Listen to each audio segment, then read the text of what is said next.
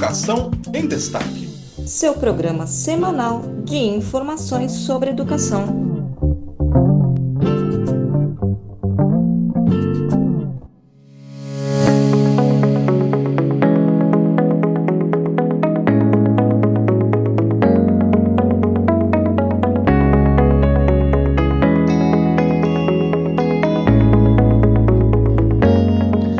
A medida provisória 746 de 2016 do então presidente Michel Temer, convertida na Lei nº 13.415 de 2017, alterou a Lei de Diretrizes e Bases da Educação Nacional, a LDB, para implementar mudanças previstas para o novo ensino médio e, supostamente, no sentido de instituir políticas de fomento às escolas de ensino médio em tempo integral.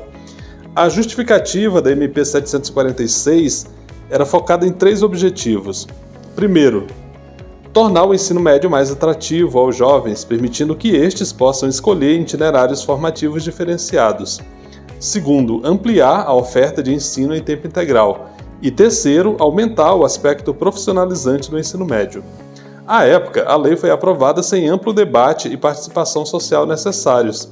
Em contrapartida, a sociedade se mobilizou e uma série de manifestações e ocupações em escolas, organizadas por estudantes secundaristas e universitários, tomaram o país e alastraram por mais de 1.000 escolas, contando com o suporte e apoio de famílias, sociedade civil organizada, trabalhadores da educação e comunidade escolar se posicionando contrários à medida.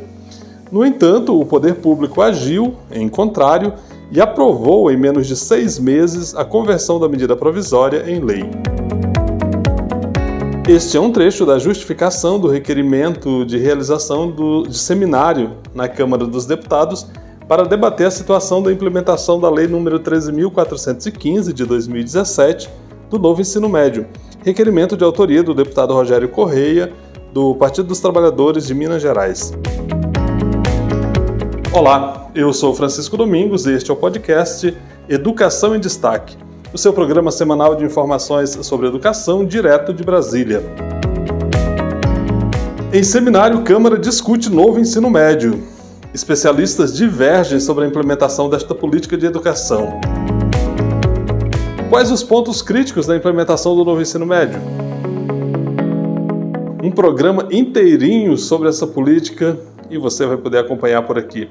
Então fique com a gente porque está começando Educação em Destaque.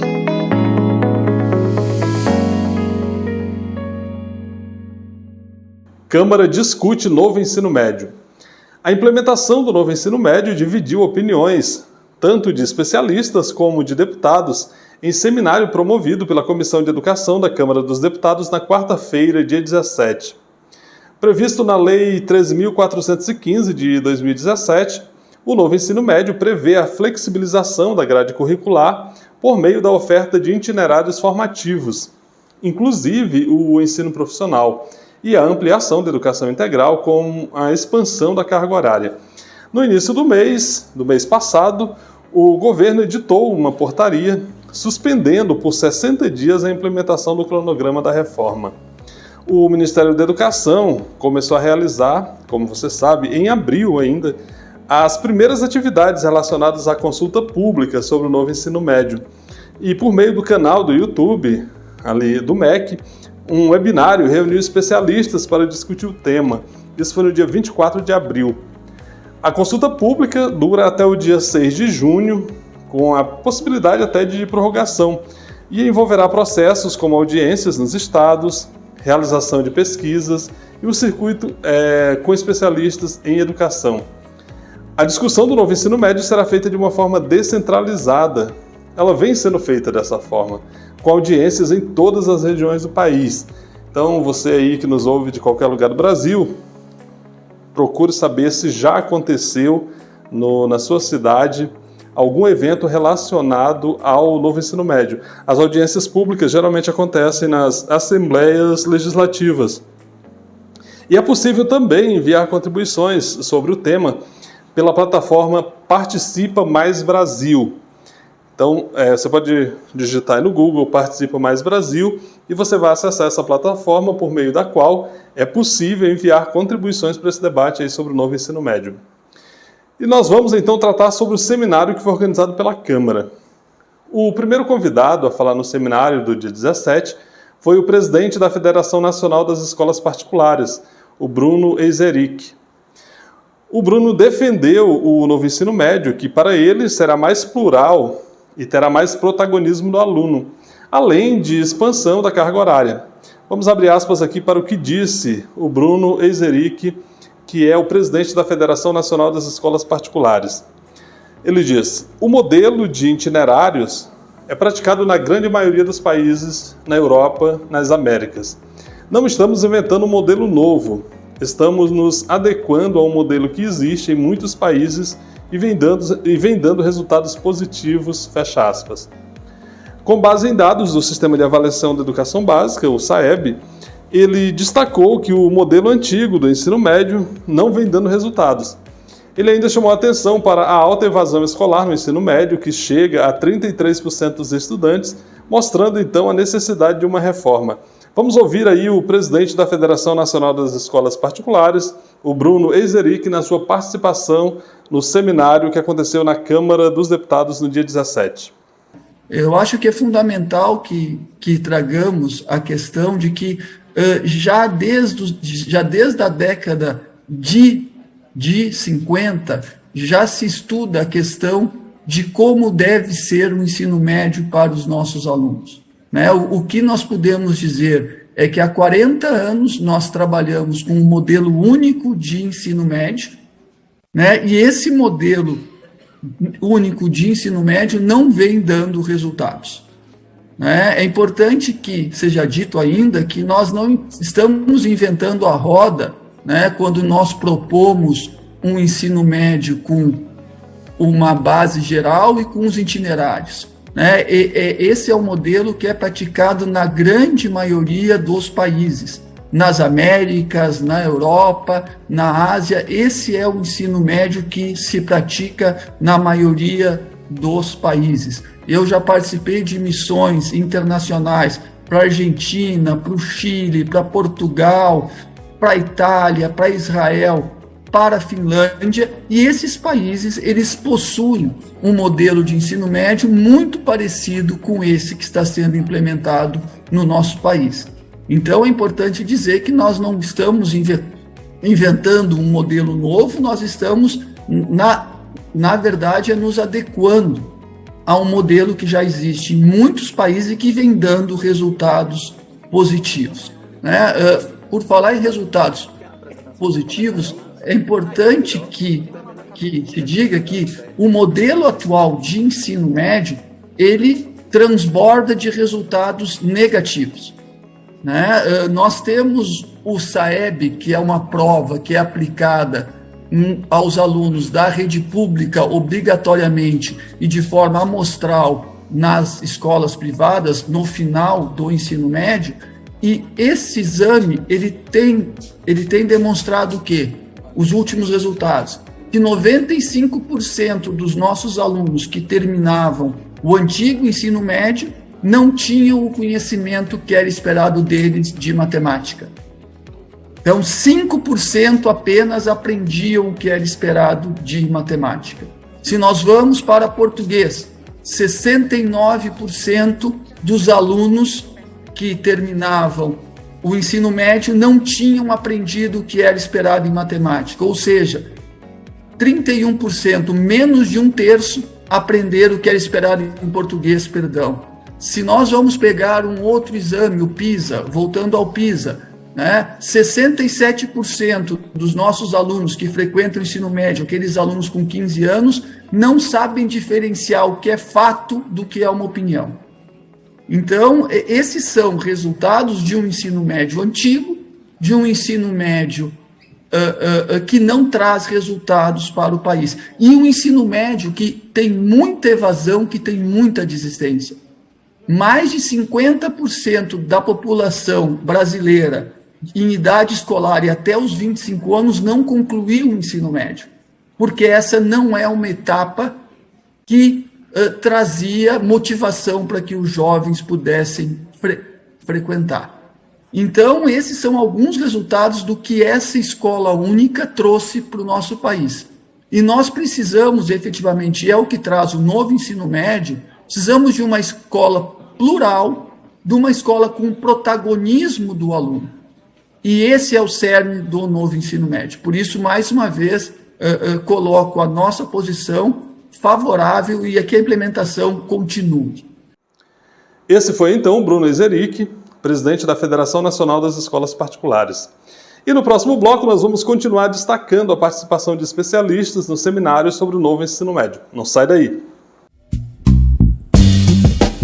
Você está ouvindo Educação em Destaque, o seu podcast sobre educação.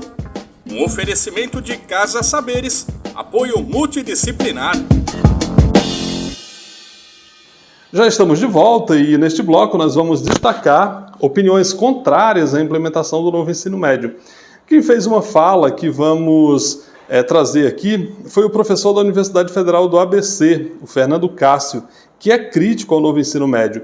Segundo ele, na prática, analisando as mudanças já implementadas na rede estadual de São Paulo no primeiro semestre de 2022, verifica-se ali que estão sendo ofertados poucos itinerários formativos, sendo essa oferta ainda menor para os grupos mais vulnerabilizados, como populações carcerárias, estudantes que cumprem medidas socioeducativas, populações indígenas e assentados rurais.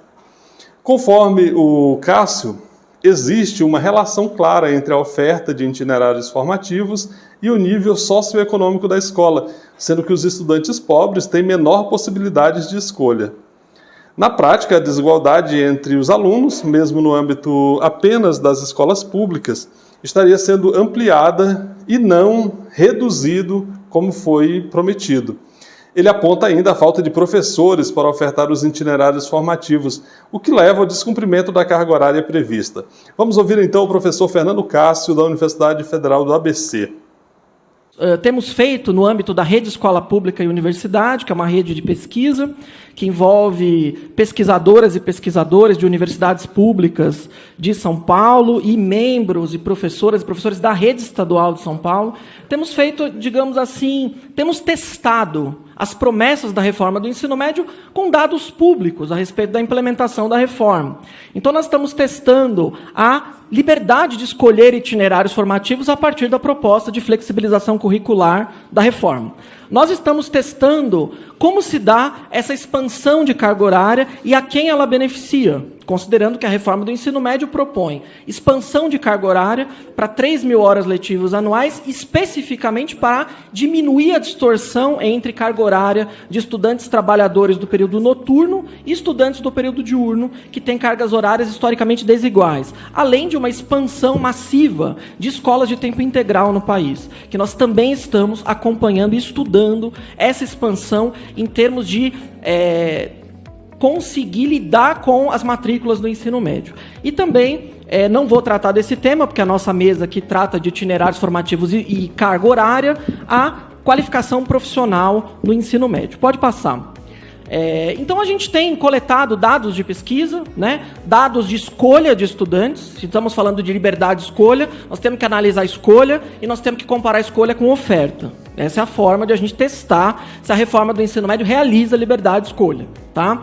Nós também temos analisado a atribuição de professores, porque existe uma falta crônica de professores, sistemática de professores nas redes de ensino estaduais, por N razões, e nós estamos agora também testando isso. Estamos também olhando a forma de expansão dessa carga horária e estamos cruzando esses dados com variáveis socioeconômicas para entender os efeitos da reforma em termos de desigualdades. Muito bem, pode passar. Então, eu não vou recitar todos os dados dessa tabela, vou inclusive indicar a vocês 2 notas técnicas que foram feitas pela Rede Escola Pública e Universidade, que eu já disponibilizo à mesa, deixo à disposição tem todos os dados, todas os materiais disponíveis, né? Então, o que a gente vê ali é que, se você oferece 10 itinerários formativos para um grupo de, por exemplo, 400 mil estudantes, Aqueles estudantes vão escolher, né? E aí, uma escolha feita por 400 mil pessoas com 10 itinerários formativos, geralmente vai gerar uma distribuição homogênea de escolhas que vai legitimar qualquer oferta. É o que a gente tem observado, né? Tanto que a gente observa uma distorção imensa entre escolha e oferta. Então, a gente observa uma oferta muito pouco variada de itinerários formativos numa rede imensa como a do Estado de São Paulo, a maior rede de ensino do país, mas uma porcentagem de escolha elevadíssima. Tá? Pode passar. Então, a gente vai ver aí os dados de 2022 e os dados de 2023. Numa rede que oferta, em tese, 10, 11 itinerários formativos, mas entre 60% e 80% das escolas ofertam entre 2 e 4 itinerários formativos, especialmente nos municípios, e o Estado de São Paulo é um estado que tem 50% dos municípios com uma única escola pública de ensino médio. Aliás, esse é o mapa do Brasil, de maneira geral. Alguns estados têm 70% de municípios com uma única escola pública. Por exemplo, o Rio Grande do Sul, para citar um exemplo. Então, isso acontece especialmente nesses municípios, né? Você tem uma oferta menos variada. Pode passar.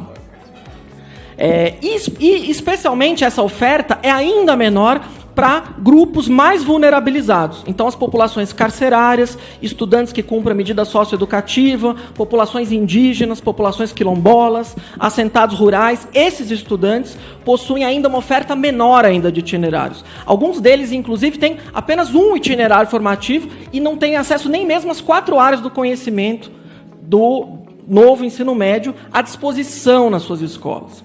Pode passar?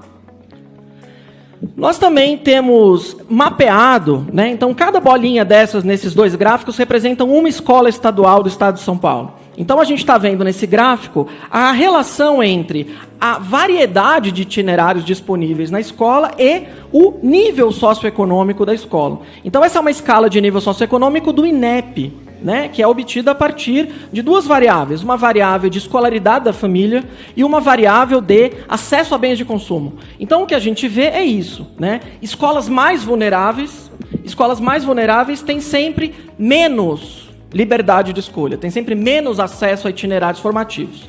Pode passar? A gente também observa, esse dado é um dado um pouco mais complexo, a gente faz uma razão para determinar se as escolas grandes, que poderiam ofertar vários itinerários, de fato fazem isso. Então a gente cria um número e divide o número total de itinerários ofertados pelo número de itinerários diferentes ofertados. Então nós temos uma medida da capacidade da escola ofertar itinerários. Então nós temos observado escolas grandes, com 2.000 alunos, 1.000 alunos, que ofertam muito menos itinerários do que pode. Ofertam menos de 25% dos itinerários que podem. E, ao serem entrevistados, essas diretoras e diretores dizem, com muita honestidade, que a reforma do ensino médio ela é profundamente desorganizadora das escolas, das redes de ensino, dos sistemas de registro e escrituração escolar, de tal maneira que as escolas têm preferido, ao longo da acomodação das redes à implementação da reforma, a ofertar um número menor de itinerários, diminuindo as possibilidades dos estudantes para conseguir gerenciar o cotidiano das escolas, né? Pode passar? E aí eu entro já num outro problema, que é o problema da falta crônica de professores. Existe uma ideia de que a reforma, pelo fato de eliminar as disciplinas, facilitaria a alocação de professores. Isso não acontece, por várias razões, que eu não tenho tempo de desenvolver, mas esses argumentos estão desenvolvidos nessa nota técnica. Mas eu posso dizer a vocês que, na metade do ano passado, de 2022, portanto, no final do primeiro semestre do ano, 22% das turmas de itinerários formativos de aprofundamento da maior rede de ensino do país não tinham professores. Isso significa, numa semana letiva de 5 dias, que os estudantes ficam, em média, 1 dia por semana sem aulas. Para estudantes do período noturno e vespertino, isso chega a 1/3 das aulas sem professores. Então, vocês imaginem um ensino médio de 3 anos, com 1/3 das aulas sem professores, significa 1 ano a menos de escolaridade por falta de professores. Então, eu quero chamar a atenção que o problema talvez seja anterior ao fato de que existem itinerários esdrúxulos, né? Aula de brigadeiro gourmet, por exemplo. O brigadeiro gourmet é ótimo, né? Ele só não é ótimo no horário da aula de física, porque este é o problema. O problema não é aprender o brigadeiro gourmet, né? Então, eu quero chamar a atenção que o problema ele é anterior a isso. O problema é que as redes estaduais não estão ofertando 3.000 horas letivas totais no ensino médio. Então, nós estamos com um problema de oferta irregular. Este foi o professor Fernando Cássio, da Universidade Federal do ABC. E no próximo bloco, especialistas falam sobre a necessidade de revogação do novo ensino médio. Fica por aqui. Você está ouvindo Educação em Destaque, o seu podcast sobre educação. Um oferecimento à Durgues Sindical, o Sindicato Intermunicipal dos Professores de Instituições Federais de Ensino Superior do Rio Grande do Sul. Revoga novo ensino médio.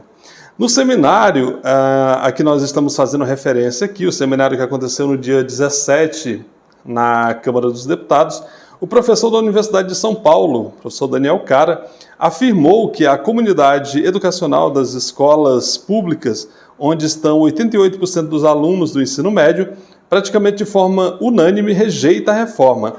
Para ele, não é possível implementar a reforma na realidade brasileira, lembrando que 55% dos municípios brasileiros só têm uma escola. Ele citou dados, por exemplo, do Piauí, mostrando que 124 municípios tinham apenas uma escola de ensino médio em 2021, ofertando apenas 1 ou 2 itinerários. E jovens que queriam fazer itinerários ligados às ciências da natureza, como medicina, não tinham essa possibilidade. O professor lembrou que, abre aspas, a reforma do ensino médio parte de uma injustiça estrutural, porque sequer foi perguntado se era possível implementá-la. E você não pode constituir uma política sem reconhecer uma realidade, fecha aspas. Vamos ouvir então o professor Daniel Cara e a sua participação no seminário na Câmara dos Deputados. Quando o direito à educação de um jovem brasileiro não é respeitado, todo o Brasil vive esse prejuízo. É um prejuízo individual, mas é também um prejuízo coletivo. Por isso que no âmbito das Nações Unidas, eu fui delegado brasileiro do Fórum Mundial de Educação em Xi'an, delegado oficial brasileiro. O grande tema do Fórum Mundial de Educação em Xi'an era exatamente o fato de que a educação é um direito, mas também é um bem público, porque o direito à educação acaba tendo um resultado importante para o conjunto da sociedade. Nem precisava muita pesquisa para isso, mas isso é certamente afirmado. Sobre as questões do professor Rafael e do Bruno, é importante frisar que na época em que ocorreu o debate sobre a reforma do ensino médio, nós colocamos aqui na primeira audiência pública, meu amigo Chico Alencar estava presente, era parlamentar, Glauber Braga também, quero cumprimentá-lo, Ivan Valente também presente, pode passar? Nós trouxemos essa realidade para o debate. Escolas de ensino médio, aí o censo escolar de 2021, dado atualizado, nós temos 29.167 escolas de ensino médio. E nós perguntamos, à época, para o governo federal, quantas escolas de ensino médio existem por município brasileiro? E aqui eu vou contar uma história, eu estive recentemente no Piauí, conversando com o governo do Estado, com o Tribunal de Contas do Estado e com o Ministério Público do Estado. E no Piauí foi bastante revelador que em 2021 são 224 municípios, existiam 129 municípios com só uma escola de ensino médio, ofertando 1 ou 2 itinerários exatamente da maneira como o Fernando Cássio trouxe aqui. Dado estarrecedor. Em 2022 eram 165 municípios, escolas de ensino médio foram fechadas. E uma jovem, e aí os jovens vão entender exatamente o que eu estou dizendo aqui, que queria fazer um itinerário vinculado às ciências da natureza, ela não tinha a possibilidade de fazer esse itinerário. E os jovens sabem o quanto isso é injusto, você proibir a continuidade dos estudos de uma jovem que quer ser médica, por exemplo. Então, a reforma do ensino médio, ela parte de uma injustiça estrutural, porque sequer foi perguntado se era possível implementá-la. E, professor Rafael, você não pode constituir uma política sem reconhecer a realidade. Ela não é uma questão... Vou trazer aqui um dado, olha que eu estudo filosofia da educação, além de economia da educação. Você não pode partir para uma realidade concreta só por um projeto filosófico. A política pública ela tem que ser possível no território, em cada canto do Brasil. E essa reforma do ensino médio ela não permite a implementação plena daqueles ideais que sequer são próximos daquilo que ocorre no restante do mundo. Depois eu vou falar sobre isso. Este foi o professor Daniel Cara, que ao final da sua participação no seminário, defendeu o projeto de lei número 2601 de 2023, apresentado pelo deputado Bacelar, que é do Partido Verde da Bahia, e mais 11 parlamentares, com apoio de especialistas em educação, que, de acordo com esse projeto, ele propõe a revogação do novo ensino médio e propõe o fim dos itinerários formativos.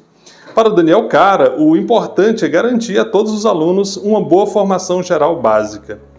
Quem também contribuiu ali com o debate organizado pela Comissão de Educação da Câmara foi o diretor-geral do Serviço Nacional de Aprendizagem Industrial, o SENAI, o professor Rafael Lucchesi.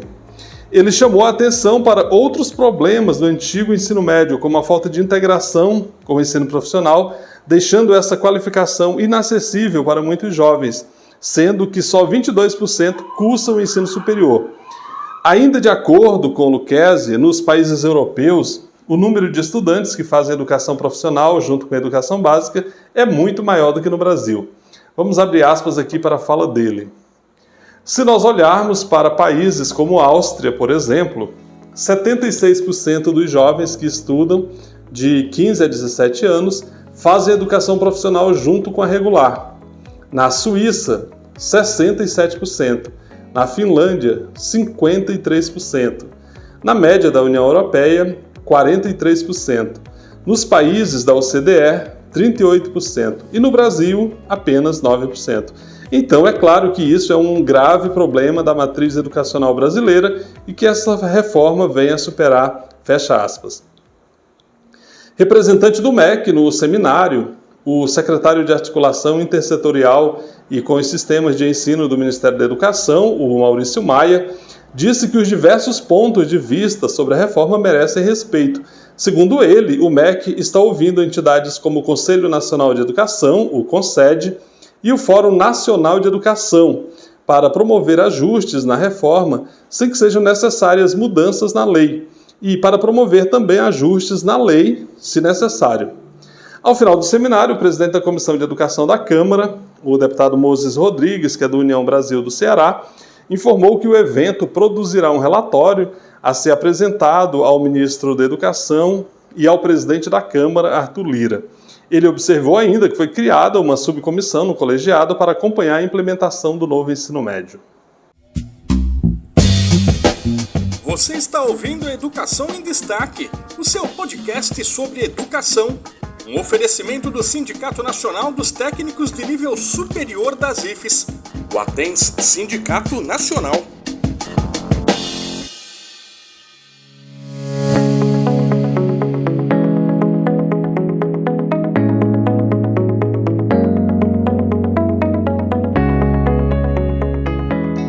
E nós estamos chegando ao final do nosso programa. Muito obrigado pela sua audiência. O podcast Educação em Destaque é uma produção de Destaque 61, assessoria e consultoria. Este programa foi produzido com informações da Agência Câmara, portal da Agência Senado, Agência Brasil e portal do MEC. O podcast Educação em Destaque é feito para você que valoriza conteúdo de qualidade, mas ele não seria possível sem o apoio dos nossos parceiros. Faço questão de destacar aqui o Sindicato Nacional dos Técnicos de Nível Superior das IFES, o ATENS Sindicato Nacional. Falo também da Durgues Sindical, que é o Sindicato Intermunicipal dos Professores de Instituições Federais de Ensino Superior do Rio Grande do Sul. Falo ainda do Sindicato dos Docentes das Instituições Federais de Ensino Superior dos municípios de Ananindeua, Abaetetuba, Belém, Bragança e Cametá, o Sindiproifes Pará. E também da Casa Saberes, apoio multidisciplinar. E você pode apoiar o nosso podcast. Procure por Educação em Destaque no Instagram. O nosso perfil é no Facebook, no Instagram, educacão.destaque. Também estamos no Facebook, no YouTube, com Educação em Destaque. Segue a gente aí nas redes, divulga o nosso conteúdo. Você pode mandar o link desse programa aqui nos seus grupos de WhatsApp, de Telegram, e assim a gente vai poder alcançar um público ainda maior. Eu fico por aqui, espero você na próxima semana. Um grande abraço, até lá. Tchau, tchau.